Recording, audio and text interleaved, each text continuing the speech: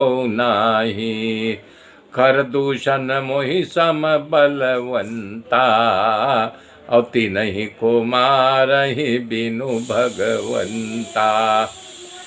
जय राम सिया राम, जय जय राम, जय राम सिया राम, जय जय राम।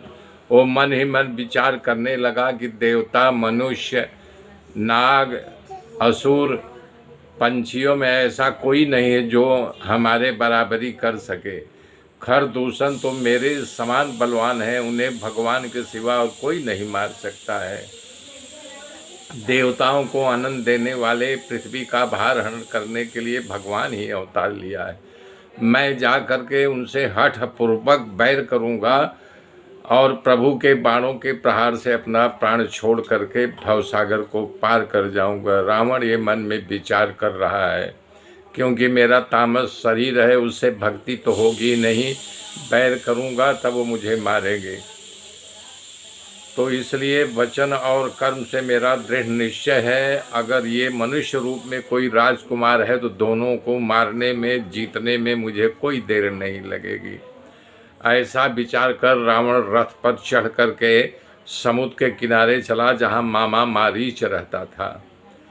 शिव जी कह रहे हैं, पार्वती, यहाँ पर श्री राम जी ने एक युक्ति की रचना की जो बड़ा सुंदर कथा है, उसको सुनो।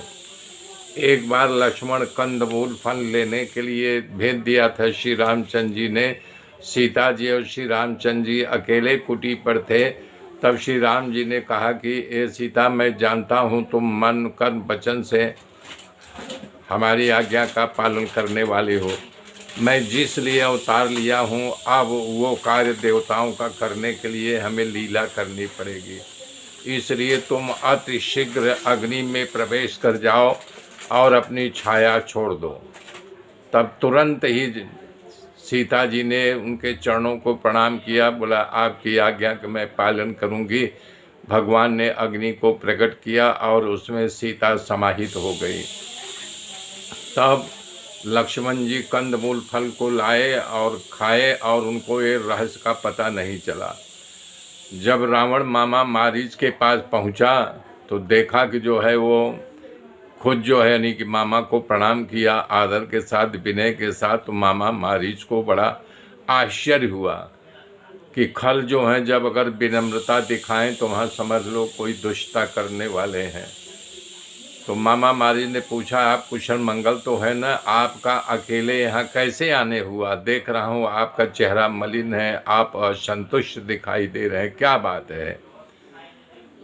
तब रावण ने कहा, मामा आप जो है शरीर बदलने की युक्ति जानते हो, रूप धारण करना जानते हो, छल करना जानते हो, और मैं आपके पास आया हूँ कि सुपनखा की ऐसी ऐसी हालत, दो राजकुमार आए हुए जो राजा दशरथ के पुत्र हैं, और उन्होंने सुपनखा का ऐसा हाल कर दिया, उनसे बदला लेने के लिए मैं यहाँ आया हूँ। मेरे मित्रों, मेरे साथ बने रहिए, आगे की गाथा कल जोड़ूंगा। तब तक के लिए जय श्री राम।